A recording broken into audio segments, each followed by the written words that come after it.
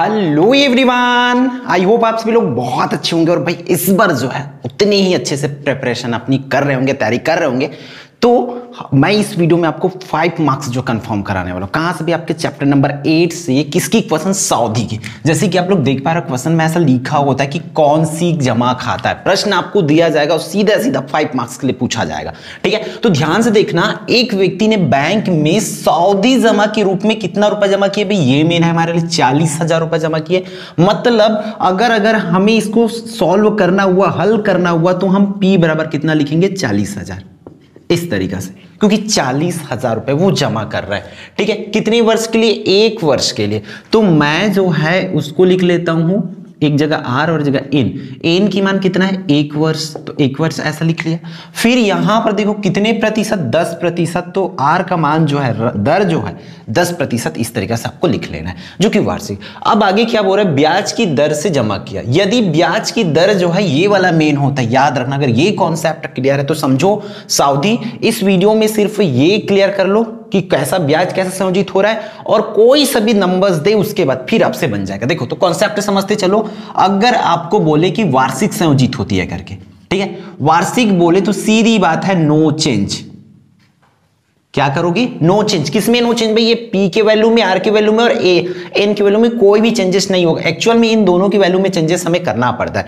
R और N दोनों के वैल्यू में कोई भी चेंजेस आपका नहीं होगा। लेकिन अगर आपको अर्धवार्षिक बोल दे, या उसी को क्या बोला जाता है? छमाही बोला जाता है। अर्धवार्षिक या छमाही बोल दे, तब ध्यान देना वहां पर आपको R को 2 से भाग करना पड़ता है। मतलब R को आधा करना पड़ता है। जैसे कि इस क्वेश्चन में छमाही बोला गया है, तो इसमें भी हम R को आधा कर देंगे। तो 10 का आधा कितना होगा भाई? मतलब 10 को 2 से भाग करेंगे तो आधा ही तो हो रहा है ना आखिर। तो वो सीधा सीधा 5% क्या बन जाएगा? छमाही बन जाएगा। तो आप ऐसे बता दो उनको, 5% छमाही करके। आया समझ में? अब आप लोग बोल रहे होंगे कि इसमें क्या बदलाव होगा। अब इसमें यह बदलाव होता है कि एक साल में कितने बार छमाही आएगा। छमाही मतलब 6 महीना का ग्रुप। ठीक है, तो भाई जाहिर से पता है, सबको पता है एक साल में कितना महीना होते हैं? 12 महीना, है ना। तो एक साल में 2 आई 6 महीना, है ना। तो 2 छमाही ऐसे कर देना। 2 बार छमाही परीक्षा हुई ना, हर 6 महीना में होना है। तो क्लियर है? आगे समझ यहां तक ये ठीक। अब मान के चल यही प्रश्न में का दे दिए रहती तिमाही। सपोज दैट तिमाही दे रही, तब R ला 4 से भाग करना है। और समय लगा मतलब कितना बार तिमाही आई, ओला देख ला। तिमाही मतलब 3-3 महीना के ग्रुप, पूरा महीना ला कर दे भाई, भाग कर दे। जाहिर सी बात है आराम से बन जाए।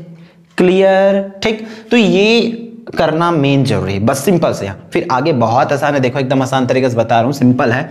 आपको सीधा सीधा क्या बोलो, उस व्यक्ति को कितनी धनराशि प्राप्त होगा 2 साल बाद। तो आपको क्या निकालना है? सूत्र क्या होता है इसका? A बराबर P1 + R की बटा में 100 पूरे की घात में N।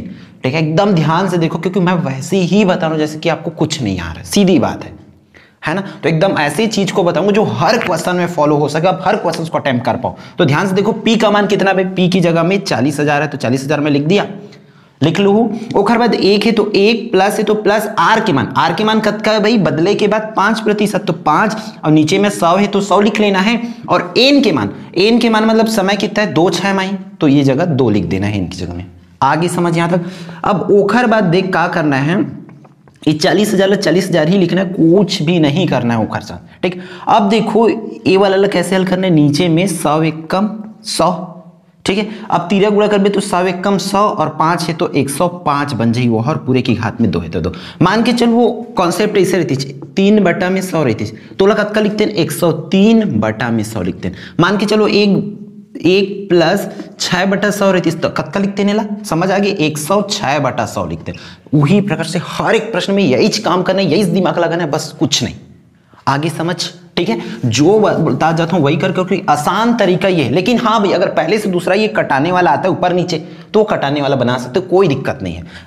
ठीक। तो A बराबर देखो, इसको फिर से कैसे लिखेंगे? 40,000 है तो 40,000 लिख दिए। अब देखो 105 बटा में 100, इसकी घात में 2 है, तो 105 को आपको 2 बार लिखना पड़ेगा। 105 बटा 100 और 105 बटा 100 ऐसे लिख लेना। अब देख यहाँ अगर ये घात 3 रहती तो 3 बार लिखना, 4 रहती तो 4 बार लिखना। सिंपल सी ये फंडा याद रखो, आगे समझ बस इतना बस करना है।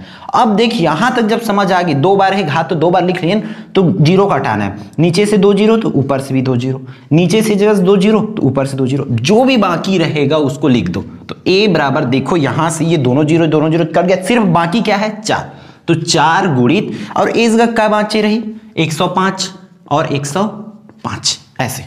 अब सब लग गुणा कर दो, सिंपल से 105 और 105 की गुणा करो पहले, जो आंसर आएगा उसको इसके साथ गुणा कर दो 4 के साथ, तो ठीक है। तो देखो करना कैसे, 105 और 105 को सबसे पहले गुणा कर लो, गुणा करना है तो पिताजी 11025। अभी 11025 गुणा 4 के साथ कर बे तो आज ही कितना, इतना। तो अब फाइनल पूछेगा है प्रश्न में, पूछे है कि उस व्यक्ति को कितनी धनराशि प्राप्त होगी, तो लिखो अतः उस, अब नाम तो नहीं है ना इसलिए उस लिखना पड़ रहा है, अगर नाम रहेगा तो नाम लिखना ना, तो उस व्यक्ति को 44,100 रुपए प्राप्त होगा। इस तरीके से बस सिंपल से लिख के आ जाओ, 5 मार्क्स आपका कंफर्म है। अगर साउदी का कोई सा भी क्वेश्चन है आपका ऐसा ही बनेगा। तो अब फटाफट क्या करो, साउदी के जितने भी क्वेश्चन है आपके पास 4 से 5 क्वेश्चन होंगे, मॉडल पेपर्स, आदर्श उत्तर इधर उधर करके या इंपॉर्टेंट क्वेश्चंस की जो हम बता रखे वहां से, तो सबको बना के देखो, जो नहीं बनेगा उसको तुरंत बताएंगे आप लोग, ठीक है। लेकिन ईमानदारी के साथ इसको अच्छे से कॉन्सेप्ट को समझते चलो और जो ही स्टेप्स बताएं उसको फॉलो करेंगे, ठीक है। तो इस वीडियो में इतना ही, फिर मिलते हैं हमारे वाले इंपॉर्टेंट वीडियो में।